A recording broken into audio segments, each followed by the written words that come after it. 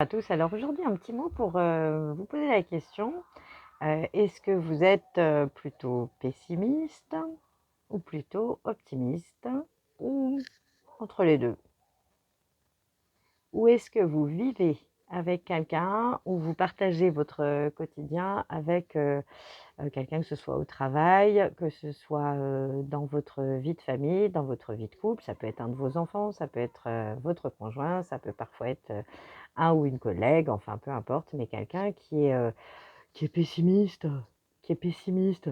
Alors moi, au début, je vais vous dire ce que ça me faisait, ça me mettait, mais ça, oh, ça me fatiguait, ça me saoulait, ça me machin, ça me mettait parfois en colère, ça m'agaçait, ça me faisait monter dans les tours.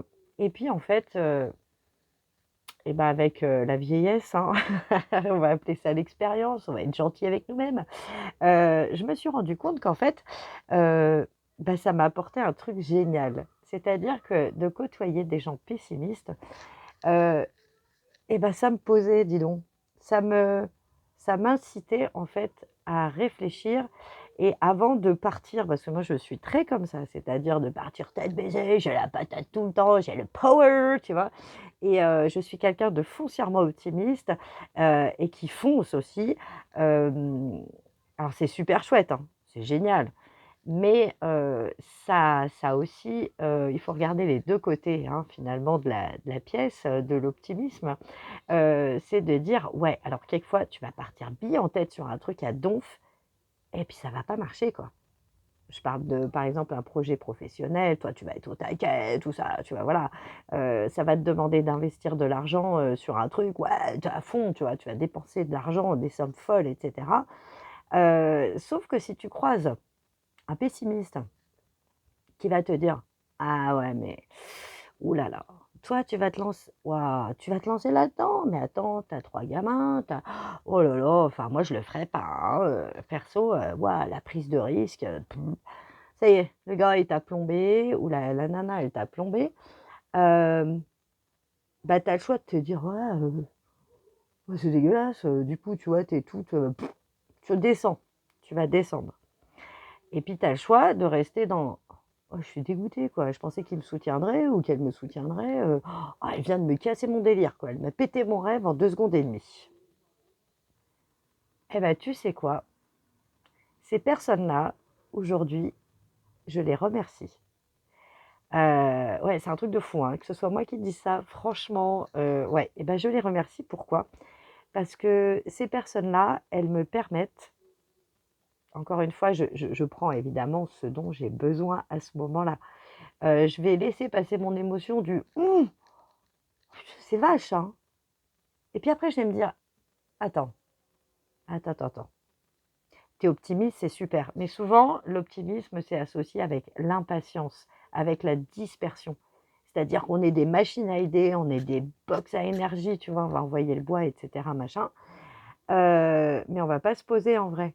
On va pas prendre le temps de dire: «Attends, sois prudente». Parce qu'en fait, un pessimiste, il est prudent.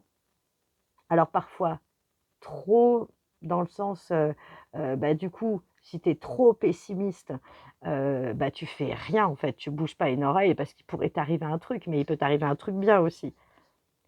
Et en même temps, si tu es trop optimiste, tu peux prendre des risques inconsidérés, perdre beaucoup d'argent, d'énergie, de temps et cetera et te fatiguer en fait.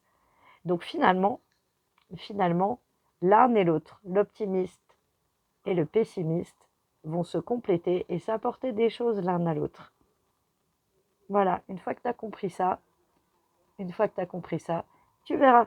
Il y a beaucoup, beaucoup, beaucoup de choses qui vont se débloquer, beaucoup de choses qui vont du coup avancer beaucoup plus vite, parce que tu auras écouté le pessimiste au-delà de ton ego, du côté attends, ça va, l'autre, il fait rien et puis il vient me péter mon délire. C'est pas qu'il fait rien. Il est en train de te dire, prends juste 5 minutes, une journée, une semaine, réfléchis jusqu'au bout. Et le simple fait de faire ça, de le prendre comme ça, tu vas dire: «Attends, il a raison». Plutôt que de dépenser tout de suite, j'en sais rien, pour t'inscrire à la chambre des commerces ou pour acheter du matériel. Il va juste te dire, attends, est-ce que je vais pas prendre le temps? Ah oui, bah oui, j'avais pas vu que ça allait aussi engendrer des frais là de ce côté-là. Donc effectivement, j'ai peut-être attendre une semaine, 2 semaines, peu importe.